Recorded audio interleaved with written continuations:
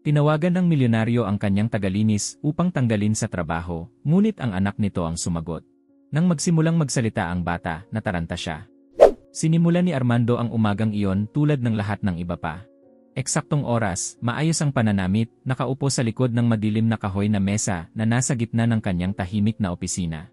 Mula sa malawak na salaming bintana, tanaw ang abalang lungsod, ngunit sa loob ng silid na iyon, walang bagay na hindi niya kontrolado. Maingat niyang sinusuri ang mga ulat nang mapahinto ang kanyang mga mata sa isang simpleng tala sa internal system, 3 sunod-sunod na pagliban ni Liza, ang tagalinis ng kumpanya. Huminga siya ng malalim, pinisil ang mga labi, at bumulong sa sarili, sobra na ito. Hindi lamang iyon tungkol sa pagliban, kundi tungkol sa disiplina, isang bagay na higit niyang pinahahalagahan kaysa sa anumang dahilan. Bago niya kunin ang telepono, ilang segundo munang lumipad ang kanyang isip sa bahay na kanyang tinitirhan. Isang mansyong napakalaki para sa isang taong mag-isa, at napakatahimik upang maging komportable. Mula nang maghiwalay sila ng asawa ilang taon na ang nakalipas, ginawa niyang puro tuntunin at rutina ang kanyang buhay. Walang lalabas sa plano, walang mawawala sa kontrol. Ang malamig na kaayusang iyon ang paraan niya upang takasan ang pakiramdam ng kabiguang matagal na niyang dala mula nang matapos ang kanyang kasal. Tumayo siya, lumapit sa bintana, bumalik sa mesa, at sa wakas ay kinuha ang telepono. Tatapusin natin ito ngayon, mahina niyang sabi habang dinadyal ang numero ni Liza. Ilang beses tumunog ang telepono hanggang sa may sumagot na batang boses. Hello? Manipis at nag-aalangan ang tinig. Kumulot ang noo ni Armando. Sino ito? Kailangan kong makausap si Liza. Sa kabilang linya, sandaling natahimik at saka nanginginig na sumagot ang bata. Ako po si Mika. Hindi po kayang sumagot ni Mama. Naiinis na si Armando sa hindi inaasahang pangyayari. Nandyan ba siya? Iabot mo sa kanya ang telepono. Natagalan bago sumagot ang bata, at saka mahina nitong sinabi, hindi pa po siya nagigising mula kaninang umaga. Sinubukan ko po siyang tawagin, pero sobrang hina lang po niya. Unti-unting napalitan ang inis ni Armando ng ibang pakiramdam. Ano ang ibig mong sabihin na hindi siya nagigising? Humihinga ba siya? Matatag pa rin ang kanyang boses, ngunit wala na roon ang dating mahigpit na tono. Mabagal po siyang huminga. Pumasok pa po siya kahapon pero nahilo siya. Ngayon po, hindi na siya makabangon sa kama. Hindi na malaya ni Armando na nakatayo na siya mula sa kanyang upuan. May kasama ka pa ba sa bahay? Mabilis at malungkot ang sagot. Wala po. Kami lang ni Mama. Ibinaba niya ang telepono ng walang formal na pamamaalam at agad tumawag sa serbisyong medikal. Ibinigay niya ang address na sinabi ng bata sa pagitan ng mga hikbi at, nang hindi na nag-isip pa, kinuha ang susi ng kanyang sasakyan. Habang nagmamaneho, tahimik na gumagana ang kanyang isip. Hindi niya responsibilidad na ayusin ang sitwasyong iyon, ngunit may kung anong tumagos sa matagal na niyang itinayong pader dahil sa batang tinig na iyon. Pagdating niya sa address, isang simpleng bahay ang bumungad sa kanya, may kupas na pintura at kalawangin na gate. Binuksan ni Mika ang pinto bago pa man siya kumatok. Mas maliit ito kaysa sa inaasahan niya, magulong nakatali ang buhok at ang mga mata ay pagod na pagod para sa isang 6 na taong gulang na bata. Kayo po ba ang amo ni Mama? Tanong nito. Tumango siya. Nasaan siya? Inakay siya ng bata papunta sa silid. Nakahiga si Liza, maputla at halatang nanghihina. Sa tabi ng kama ay may nakakalat na mga tableta, kalahating nagamit na mga reseta, at halos ubos na bote ng tubig. Mabilis na sinuri ni Armando ang paligid at napagtanto niyang hindi ito kapabayaan kundi bunga ng labis na pagsisikap. Sa kusina, kakaunti ang laman ng refrigerator, at sa ibabaw ng mesa ay may tumpok ng mga bayaring overdue. Bumalik siya sa silid nang dumating ang mga paramedic. Sa ospital, malinaw ang diagnosis. Direktang tumingin ang doktor kay Armando habang nagpapaliwanag. May matinding anemia siya at isang chronic condition na lumala dahil sa matinding pagkapagod. Ilang linggo siyang nagtrabaho habang may sakit. Bumigay na ang katawan niya. Nagkrus ng mga braso si Armando at nagtanong, malubha ba ito? Tuwirang sumagot ang doktor. Walang karahasan, walang trauma. Ngunit pinabayaan niya ang sariling kalusugan. Binalewala niya ang malinaw na mga senyales dahil natatakot siyang mawalan ng trabaho. Kakailanganin niya ng mahabang gamutan. Nanatiling nakaupo si Mika sa upuan sa waiting area, mahigpit na hawak ang maliit niyang backpack. Lumapit si Armando at nagtanong, may kamag-anak ka bang pwedeng sumama sa'yo? Umiling ang bata. Wala po. Si Mama lang. Huminga ng malalim si Armando habang nakatingin sa maputing pasilyo ng ospital. Hindi niya inaasahan ito, hindi siya komportable rito, at labas ito sa kanyang nakasanayang buhay. Ngunit hindi niya kayang iwan ang batang iyon ng mag-isa. Lumuhod siya sa harap nito at sinabi, mananatili rito ang nanay mo ng ilang araw. Maaari kang tumira muna sa bahay ko hanggang sa gumaling siya. Pansamantala lang ito. Tumingin si Mika sa kanya, may halong takot at tiwala, at nagtanong, may pagkain po ba roon? Napalunok si Armando bago sumagot.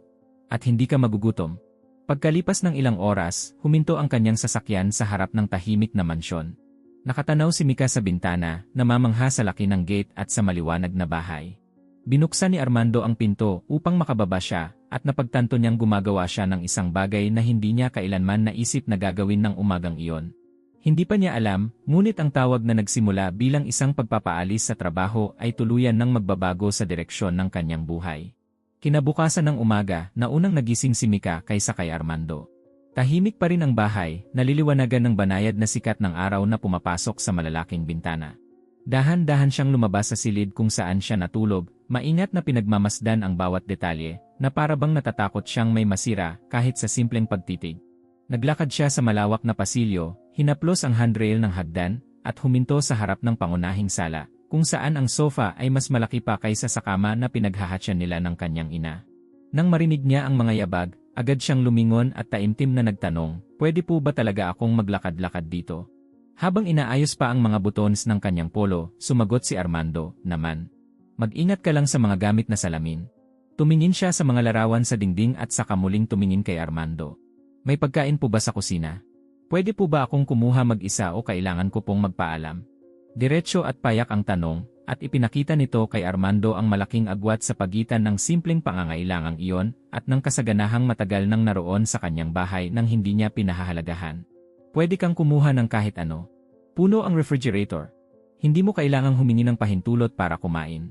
Habang naglalakad siya sa maluwang na kusina at maingat na binubuksan ang pinto ng refrigerator, pinagmamasdan siya ni Armando mula sa di kalayuan. Kumuha si Mika ng isang prutas at muling nagtanong, sa inyo lang ba ito o pwede rin akong kumain? Huminga ng malalim si Armando bago sumagot, lahat ng narito ay pwedeng pagsaluhan. Ang simpleng pangungusap na yon, na para sa kanya ay pangkaraniwan lamang, ay tumimo kay Mika bilang isang bihirang pahintulot. Ilang minuto ang lumipas, tumunog ang kanyang telepono. Ang tumatawag ay ang ospital. Lumayo siya upang sagutin ito. Diretsahang ipinaliwanag ng doktor ang pangangailangan ng tuloy-tuloy na gamutan, at sinabi na kakailanganin ni Liza ng buwanang konsultasyon, regular na mga pagsusuri, at partikular na gamot. Tinanong ni Armando ang tinatayang halaga at, habang nakikinig sa sagot, halos otomatikong nagsimulang magkwenta sa isip. Pagkababa ng tawag, nanatili siyang tahimik sa loob ng ilang segundo. Para sa kanya, ang halagang iyon ay mas mababa pa sa nagagastos niya sa isang business dinner. Para kay Liza, imposibleng maabot iyon. Tinignan niya si Mika na nakaupo sa mesa, abalang maingat na binabalatan ang prutas, at mahina niyang nasabi sa sarili, nagtrabaho siya kahit may sakit dahil natatakot siyang mawalan ng trabaho. Makalipas ang ilang oras, nagsimulang libutin ni Mika ang sala. Huminto siya sa harap ng isang estante na may mga libro at lumang kahon. Mula roon, hinila niya ang isang album na may madilim na pabalat. Umupo siya sa sahig at nagsimulang magbuklat. Napansin yun ni Armando at lumapit, ngunit hindi siya nang abala. Ilang sandali niyang tinitigan ang mga larawan bago siya tumingala at nagtanong, kayo po ba ito noong mas bata pa kayo? Tumango siya. Binuklat niya ang susunod na pahina at itinuro ang isang lumang litrato ng pamilya. At sino po ang batang ito? Dito rin ba siya nakatira? Tumama ang tanong sa isang sugat na matagal na niyang iniiwasan. Nagtagal siya bago sumagot, ngunit pinili niyang huwag umiwas. Anak ko siya. Hindi siya nakatira sa akin. Kumunot ang noo ni Mika. Ayaw ba niya rito? Umupo si Armando sa sofa at, sa isang maingat ngunit tapat na tinig, sumagot, naghiwalay kami ng kanyang ina. Pagkatapos noon, naging mahirap ang lahat. Hindi ko nagawa ng tama. Muli niyang tiningnan ang larawan at nagtanong, namimiss niyo po ba siya? Nilunok muna ni Armando ang bigat sa kanyang dibdib bago sumagot. Pero minsan, huli na nating nauunawaan kung ano ang nawala sa atin. Maingat na isinara ni Mika ang album at ibinalik ito sa estante, na parabang mas marami siyang naunawaan kaysa sa inaakala niya. Ang katahimikang namagitan sa kanilang dalawa ay hindi nakaasiwa, kundi puno ng tahimik na pagninilay. Kalaunan ding araw na yon, muling tumunog ang telepono.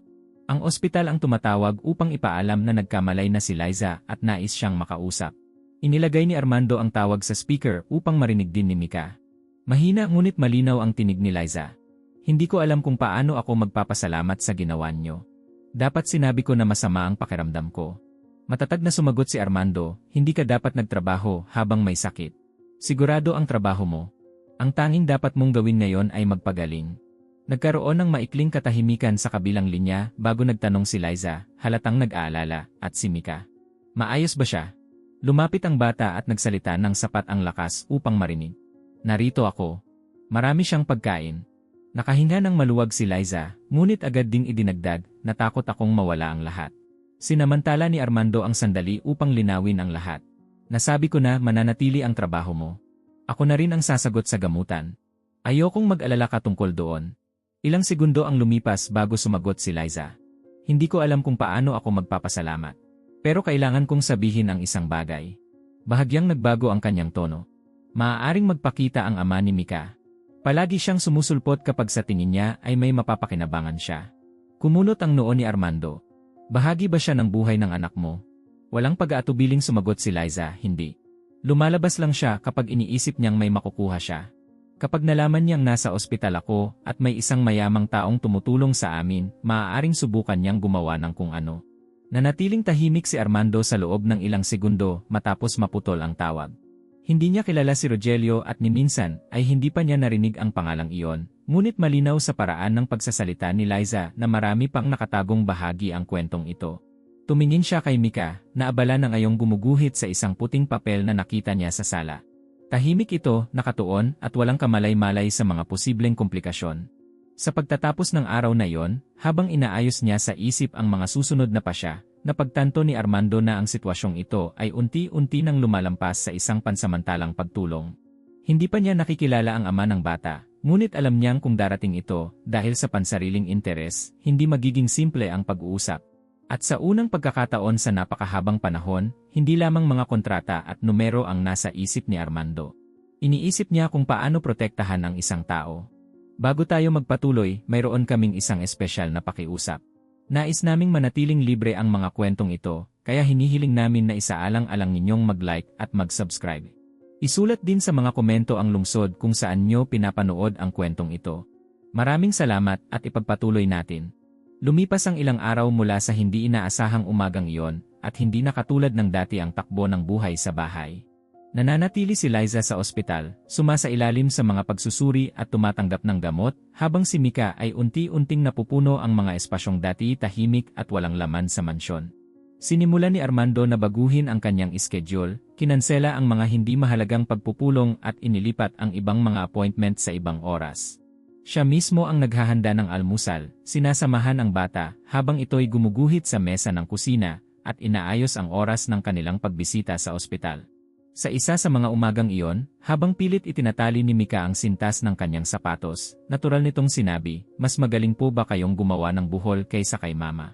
Lumuhod si Armando upang tulungan siya at, bahagyang nakangiti, sumagot, ngayon ko palang ito natututunan. Higit pa sa simpleng kakayahan ang ipinakita ng pangungusap na iyon, ipinakita nito ang kanyang pagsisikap. Nang hapong iyon, bumukas ang gate ng mansyon para sa isang hindi inaasahang bisita. Nasa sala si Armando, abalang na-review ang mga dokumento, habang nanonood ng telebisyon si Mika. Sunod-sunod na tumunog ang doorbell. Nang buksan niya ang pinto, bumungad sa kanya ang isang lalaking may anyong kumpiyansa, simpleng pananamit at mapanuring tingin. Direkta nitong ipinakilala ang sarili. Ako si Rogelio, ama ni Mika. Nanatiling kalmado ang ekspresyon ni Armando at sumagot, maayos siya. Nasa ospital ang kanyang ina. Pumasok si Rogelio nang hindi inaanyayahan, at masusing pinagmasdan ang bawat detalye ng sala. Narinig ko sa mga kapitbahay na biglang nagkasakit si Liza. Nagtaka ako kung bakit walang nagsabi sa akin. Napansin ni Armando ang mapagkalkulang tono nito at nagtanong, bahagi ba kayo ng araw-araw na buhay ng inyong anak? Iniwasan ni Rogelio ang tanong at sumagot, ama ako. Sapat na dapat iyon. Lumabas si Mika sa pasilyo nang marinig niya ang boses. Huminto siya nang makita ang lalaki at hindi tumakbo palapit dito. Tahimik lamang siyang tumingin. Ibinuka ni Rogelio ang kanyang mga bisig at sinabi, anak, halika rito. Sinundo kita. Hindi gumalaw si Mika. Napansin ito ni Armando at matatag na sinabi, mananatili siya rito hanggang sa tuluyang gumaling ang kanyang ina. Kumunot ang noo ni Rogelio at sumagot, hindi siya maaaring tumira sa isang taong hindi niya kaano-ano. Hindi yan normal.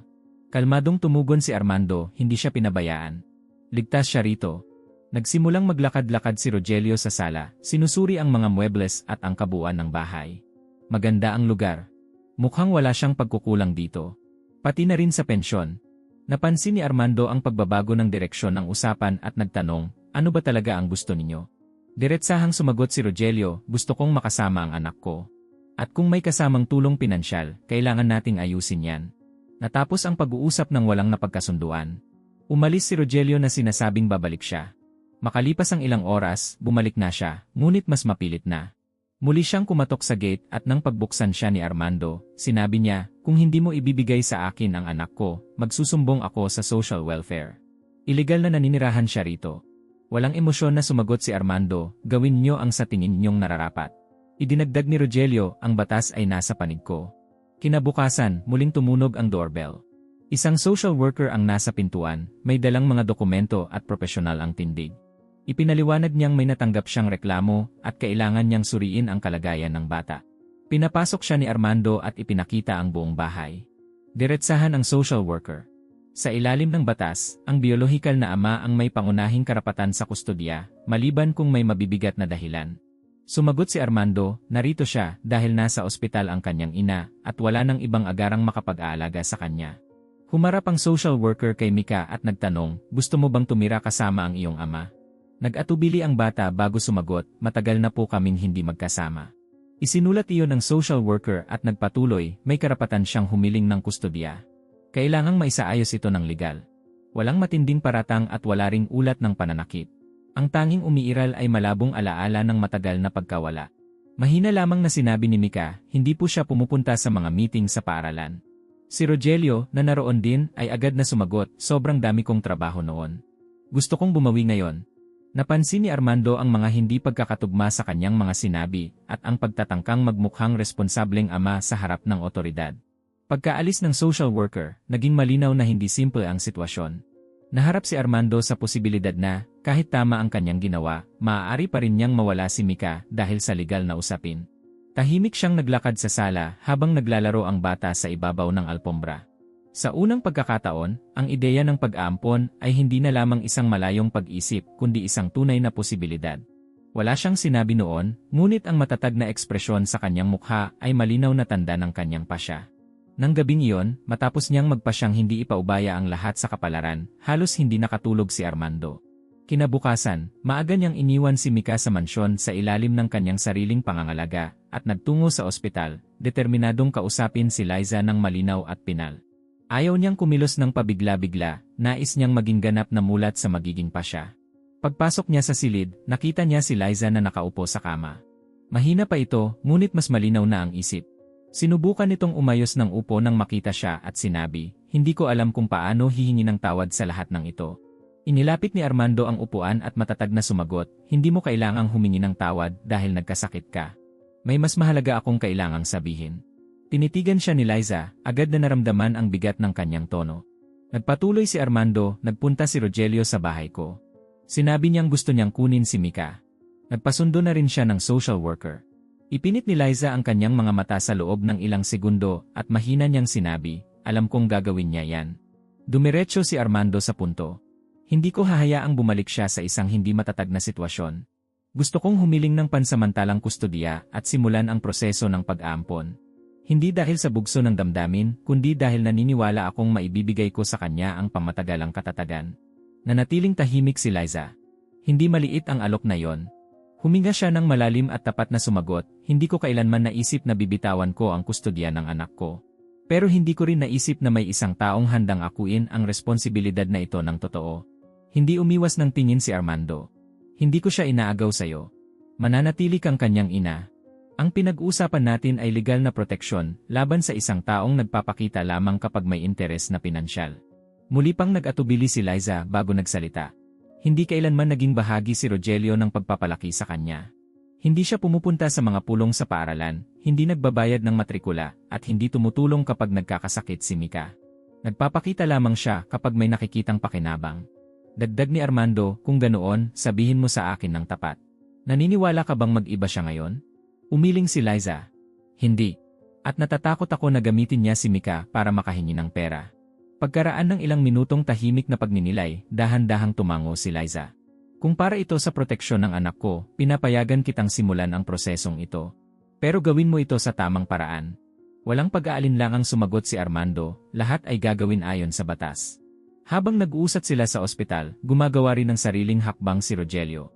Nalaman niyang si Armando ang sumasagot sa gastusin sa pagpapagamot ni Liza at nagsimula siyang magsabi sa mga kakilala na kung may perang sangkot, dapat sa kanya tumira ang anak dahil mas marunong umano siyang humawak ng anumang benepisyong darating. Nang bumalik siya sa mansyon upang subukang makipag-usap muli, natagpuan niya si Armando na buo na ang desisyon. Nalaman kong ikaw ang nagbabayad ng ospital, gamot at lahat ng gastusin. Kung may perang kasangkot, ako ang may pananagutan bilang ama. Nanatiling matatag si Armando at sumagot, ang pananagutan ay hindi tungkol sa pera, kundi sa pag-aruga. Tumutol si Rogelio, hindi mo maaaring basta na lamang akuin ang papel ng ama dahil mas marami kang pera. Makalipas ang ilang araw, may lumabas na bagong impormasyon na tuluyang nagbago sa takbo ng sitwasyon. Nakatanggap si Armando ng mga dokumentong nagsasaad na ilang taon na ang nakalilipas. Ipinarehistro ni Rogelio si Mika sa isang programang panlipunan gamit ang hindi magkakatugmang datos. At idineklarang siya ang may ganap na kustodya, kahit hindi naman niya ito tunay na ginampanan. Nang kumprontahin siya ni Armando, sinabi niya, nakita ko ang mga lumang record. Idineklara mong ikaw lamang ang responsable upang makatanggap ng benepisyo. Sinubukan ni Rogelio na ipagtanggol ang sarili. Ginawa ko lang ang gagawin ng sinumang ama para makakuha ng kaunting tulong. Matigas na tugon ni Armando, tulong para sa sarili mo ang tiniyak mo, hindi para sa kanya. Ang natuklasan ay nagdulot ng malinaw na hinala na patuloy ang interes ni Rogelio sa pinansyal na pakinabang. Napagtanto ni Armando na kailangan niyang kumilos agad upang maiwasan na anumang legal na butas ay mapakinabangan ni Rogelio. Humingi siya ng tulong sa abogado at formal na nagsampa ng petisyon para sa pansamantalang kustodya. Kalakip ang mga dokumentong nagpapakita ng kawalan ng aktual na ugnayang mag-ama at mga hindi pagkakatugma sa mga rekord. Nang matanggap ni Rogelio ang abisong mula sa korte, agad ang kanyang reaksyon. Muli siyang dumating sa mansyon, hawak ang sobre at bakas ang galit sa kanyang mukha. Nagsampa ka ng petisyon para sa kustodya nang hindi man lang ako kinakausap. Kalma ngunit kontrolado ang sagot ni Armando, nakipag-usap ako sa iyo. Nilinaw mo mismo na iba ang tunay mong interes. Tinaasa ni Rogelio ang boses. Ako ang ama. Nasa panig ko ang batas. Matatag na nagtapos si Armando, pinoprotektahan din ng batas ang mga taong kumikilos ng may mabuting hangarin. At ngayon, ang korte ang magpapasya. Pagkalipas ng isang linggo, tila napakatahimik ng pasilyo ng hukuman para sa bigat ng desisyong gagawin sa loob nito. Maagang dumating si Armando, nakasuot ng payak na suit at may hawak na ilang dokumentong maayos na nakaayos sa isang simpleng folder. Katabi niya si Liza, halatang nagpapagaling pa rin ngunit determinado na subaybayan ang bawat detalye. Mahigpit na hawak ni Mika ang kamay ni Armando, habang pinagmamasdan ang paligid na may halong pag-usisa at kaba. Nang dumating si Rogelio, naglakad siya ng may labis na kumpiyansa para sa isang taong humaharap sa proseso sa korte. Saglit niyang tiningnan ang anak at malakas na sinabi, napunta ako rito upang kunin ang nararapat sa akin. Nagsimula ang pagdinig makalipas ang ilang sandali. Sinuri ng hukom ang mga paunang dokumento at inanyayahan si Rogelio na magsalita muna. Tumayo siya na tila handang-handa at nagsabi, ako ang biolohikal na ama ni Mika. Hindi ako kailanman tumigil na maging ama sa legal na pananaw. Maaaring nagkaroon ako ng mga problema, ngunit handa na akong gampanan ang aking responsibilidad. Walang sinumang lalaki ang maaaring basta pumalit sa ama ng isang bata. Umiikot ang kanyang argumento sa ugnayan ng dugo at sa legal na prioridad na ibinibigay ng biolohiya. Iginiit niya, nais kong bawiin ang nawalang panahon. Nagbago na ako. Nang dumating ang pagkakataon ni Armando na magsalita, nanatiling kontrolado, ngunit matatag ang kanyang boses. Hindi ko sinusubukang palitan ang sinuman dahil lamang sa kapritsyo. Sinisikap kong protektahan ang isang batang naiwan ng walang suporta sa panahong siya ang higit na nangangailangan. Iniharap niya ang mga record sa paaralan kung saan ni minsan ay hindi lumitaw ang pangalan ni Rogelio bilang magulang na dumadalo sa mga pulong. Ipinakita niya ang mga resibo ng konsultasyong medikal kung saan si Liza lamang ang dumalo sa loob ng maraming taon. Idinagdag din niya ang formal na pahayag ni Liza na nagpapatunay na hindi kailanman nakilahok ang ama sa mahahalagang desisyon tungkol sa anak. Tinapos ni Armando, hindi ito tungkol sa pera. Ito ay tungkol sa pagiging palaging naroon. Sinubukan ni Rogelio na sumingit, ngunit pinagsabihan siyang hintayin ang kanyang pagkakataon. May kontroladong galit siyang sumagot, palagi akong nagtatrabaho ng mabuti. Kung hindi ako nakadalo sa lahat, hindi ibig sabihin niyan na pinabayaan ko siya. Maikli ngunit tuwirang tumugon si Armando. Ang pagtatrabaho ay hindi hadlang sa isang tawag sa telepono, pagdalo sa mga konsultasyon, o regular na pagbibigay ng kahit kaunting suporta. Pagkatapos, tinawag si Mika upang makipag-usap sa hukom sa isang pribadong silid, silang dalawa lamang. Naghintay si Armando sa labas, batid na ang pag-uusap na iyon ay maaaring magtakda ng direksyon ng lahat. Nang bumalik sila sa silid, ipinagpatuloy ng hukom ang pagdinig na may seryosong ekspresyon. Ipinaalam niya na sinabi ng bata na pakiramdam niya ay ligtas siya sa bahay ni Armando at kinikilala niya ito bilang taong nanatili sa pinakamahihirap na sandali ng kanyang buhay. Ayon sa hukom, sinabi ni Mika, pinili niya ako noong nagkasakit si Mama. Hindi naman siya obligado. Pero nanatili siya. Umalinggaw ang mga salitang iyon sa buong silid. Kitang-kita ang pagkailang ni Rogelio. Bata pa lang siya. Nalilito lang siya. Matatag na sagot ng hukom, napakalinaw ng pakiramdam ng mga bata pagdating sa kung sino ang naroroon at kung sino ang wala. Sa sandaling tila sapat na ang mga argumentong naiharap, may lumitaw na bagong impormasyon sa kaso. Ipinakita ng mga dokumentong isinumite na kamakailan ay nag-apply si Rogelio ng mga pautang gamit ang deklarasyong siya ay isang single parent na ganap na responsable sa isang menor de edad kahit wala namang napatunayang aktual na pagsasama nila. Nang tanungin siya, sinubukan niyang pagaanin ang usapin. Sinusubukan ko lamang ayusin ang buhay ko. Sinamantala ni Armando ang pagkakataon upang idagdag, ginawa ang mga aplikasyon na ito habang ang bata ay eksklusibong nakatira sa kanyang ina at hindi niyo aktual na ginagampanan ang kustodya. Lalong tumindi ang tensyon sa silid. Patuloy na iginiit ni Rogelio na nagbago na siya at karapat dapat siyang bigyan ng pangalawang pagkakataon. Hindi itinaas ni Armando ang boses, ngunit malinaw niyang sinabi, ang pangalawang pagkakataon ay nangangailangan ng napatunayang responsibilidad, hindi lamang mga salita. Nang hinga ng pahayag si Liza, malinaw niyang sinabi, hindi ko kailanman ipinagkait ang pagkakataong makasama niya ang anak niya. Siya mismo ang hindi naroon. Matapos pakinggan ang lahat ng argumento, inihayag ng hukom ang pansamantalang desisyon. Ipinahayag niya na, batay sa mga ebidensya ng matagal na pagliban, mga hindi pagkakatugma sa pinansyal na mga dokumento, at kusang pahayag ng bata, ang pansamantalang kustodya ay ipagkakaloob kay Armando habang nagpapatuloy sa legal na proseso ang pag-aampon. Tinapos ng hukom, ang pinakamabuting kapakanan ng bata ay mas mahalaga kaysa sa formalidad ng biolohikal na ugnayan kapag may panganib ng kawalang katatagan. Nanatiling tahimik si Rogelio sa loob ng ilang segundo habang pinoproseso ang desisyon. Sinubukan pa niyang muling mangatwiran, ngunit ipinaalam sa kanya na maaari siyang mag-apela sa loob ng itinakdang panahon ng batas. Wala siyang agarang magawa, kaya tinipon niya ang kanyang mga dokumento at umalis sa hukuman ng halatang bigo, pinananatili ang matigas na tindig hanggang sa makalabas ng pinto. Hindi labis na nagdiwang si Armando. Huminga lamang siya ng malalim at hinigpitan ang hawak sa kamay ni Mika, na tumitingin sa kanya na tila humihingi ng katiyakan. Yumuko siya at mahina niyang sinabi, mananatili ka sa akin. Ipinihit ni Liza ang kanyang mga mata at saglit na ipinikit ang mga ito, dama ang matinding ginhawa. Sa labas ng gusali, karaniwan lamang ang sikat ng araw, na para bang walang pambihirang nangyari. Ngunit para kay Armando, ang desisyong iyon ay higit pa sa simpleng tagumpay sa isang legal na proseso. Isa itong patunay na ang paggawa ng tama, kahit labas sa sariling komportableng mundo, ay may tunay na halaga. Papalayo si Rogelio nang walang magawa sa sandaling iyon, habang si Armando ay umuwi na alam na ang pinakamahalagang laban ay kanyang naipanalo, bagaman may legal na landas pa ring tatahakin. Sa mga sumunod na araw matapos ang pagdinig, nagsimulang muling maayos ang kanilang rutina sa mas matatag na paraan. Makalipas ang ilang linggo, tuluyan nang na-discharge si Liza mula sa ospital. Kailangan pa rin niya ng regular na follow-up, ngunit maaari na niyang unti-unting ipagpatuloy ang kanyang buhay ng mas ligtas. Sa unang araw ng kanyang pagbabalik sa kumpanya, hindi na siya bumalik sa dati niyang uniforme bilang tagalinis. Tinanggap siya ni Armando sa kanyang opisina at tuwirang ipinaliwanag, magtatrabaho ka na sa administrative department. Fixed ang oras, garantisado ang health insurance, at magkakaroon ka ng regular na medical monitoring. Ayokong mapilitan kang mamili muli sa pagitan ng trabaho at kalusugan.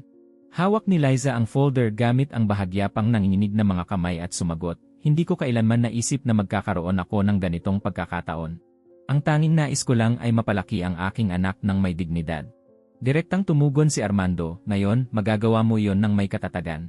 Samantala, umusad ang proseso ng pag-aampon alinsunod sa mga itinakdang legal na panahon. Naging mahalaga ang mga dokumentong iniharap sa nakaraang pagdinig. Ang matagal na pagkawala ni Rogelio, ang mga record sa paaralan na nagpapakitang wala siyang naging pakikilahok, ang mga hindi pagkakatugma sa kanyang pananalapi, at ang pagtatangka niyang kumuha ng mga pautang bilang isang solong ama, ay pawang naging mabibigat na ebidensya laban sa kanya. Walang formal na naitalang karahasan, ngunit malinaw ang napatunayang kawalan ng interes at ang hayagang layuning pinansyal. Nang opisyal siyang maabisuhan na naaprubahan ang kahilingan sa pag-aampon, hindi na dumalo si Rogelio upang muling tutulan ito. Sa halip, nagpadala lamang siya ng mensahe sa abogado na nagsasabing wala siyang balak ipagpatuloy ang isang laban na wala namang tiyak na pakinabang para sa kanya. Ang kanyang pag-atras ay tahimik at praktikal. Sa araw na formal na naisakatuparan ang pag-aampon, nagsuot si Armando ng isang simpleng suit, malayo sa karaniwang mahigpit na estilo na ginagamit niya sa mga pagpupulong sa negosyo. Nakatayo si Mika sa kanyang tabi, hawak ang isang dokumentong hindi pa niya lubos na nauunawaan. Nang matapos ang proseso, yumuko si Armando upang magpantay sa kanyang taas at sinabi, "Mula ngayon, isa ka na ring Almeida." Lumaki ang mga mata ni Mika at nagtanong, "Ibig sabihin po ba nito, dito na ako mananatili habang buhay?" Walang pag-aalinlangang sumagot si Armando, "Ibig sabihin nito, mayroon ka ng ama na piniling manatili." Pinagmasdan ni Liza ang lahat ng may tahimik na damdamin. Alam niyang mananatili siyang ina, ngunit nauunawaan niyang ang hakbang na iyon ay nagbigay ng legal at emosyonal na proteksyong dati ay wala. Paglabas nila ng tanggapan ng civil registry, niyakap ni Mika ang dokumento sa kanyang dibdib na parabang ito ay isang di nakikitang tropeo. "Dalawa na po ba ang pangalan ko?" tanong niya. Ngumiti si Armando at sumagot, "Taglay mo ang pangalan ng iyong kwento at ang pangalan ng iyong kinabukasan." Ang pagbabagong nagsimula sa isang hindi inaasahang tawag sa telepono ay hindi nagtapos doon. Sa mga sumunod na araw, nagsimulang pag-isipan ni Armando ang isang bahagi ng kanyang buhay na matagal na niyang iniiwasan. Nasa estante pa rin ang photo album na natagpuan ni Mika ilang linggo na ang nakalipas. Isang gabi, matapos niya itong patulugin, muli niya itong kinuha. Matagal niyang tinitigan ang larawan ng kanyang biolohikal na anak at nanatiling tahimik sa loob ng ilang minuto. Kinaumagahan, nagpasya siyang kumilos. Kinuha niya ang telepono at tinawagan ang isang numerong matagal na niyang hindi dinadial. Nang may sumagot, direkta niyang sinabi, "Nagkamali ako ng lumayo. Gusto kong itama yon kung papayagan mo." Walang agarang tugon sa kabilang linya, tanging katahimikan lamang. Pagkatapos ay idinagdag niya, "Natutunan ko na napakamahal ng sobrang paghihintay. Ayokong maulit ang parehong pagkakamali." Walang agarang pagkakasundo, ngunit nagkaroon ng pagkakataon para sa pag-uusap. Para kay Armando, ang hakbang na iyon ay tuwirang bunga ng pagbabagong kanyang pinagdaraanan. Hindi lamang niya nais bumuo ng isang bagong pamilya, nais din niyang ituwid ang mga pagkukulang ng dati niyang pamilya. Sa paglipas ng mga linggo, hindi na katulad ng dati ang mansyon. Tuwing umaga, ang dating katahimikan ay napalitan ng maliliit na yabag na tumatakbo sa pasilyo. Ang mesa sa kusina ay hindi na lamang puno ng mga ulat at itim na kape. Mayroon ng maliliit na baso, hiniwang prutas, at mga nagkalat na guhit. Madalas lumapit si Mika ng maaga at magtanong, "Araw po ba ngayon ng eskwela o ng ospital?" Sumagot si Armando habang inaayos ang schedule, "Karaniwang araw ngayon. Eskwela, trabaho, at pagkatapos ay pamamasyal." Naging bahagi na rin si Liza ng kanilang gawain, ngayon ay may maayos ng schedule at garantisadong mga konsultasyong medikal. Madalas niyang sabihin, "Hindi ko inakalang posible pala ang pagkakaroon ng katatagan." Hindi na muling nagpakita si Rogelio. Nang mawala ang anumang pinansyal na pakinabang at legal na pagkakataon, tuluyan na niyang binitawan ang laban.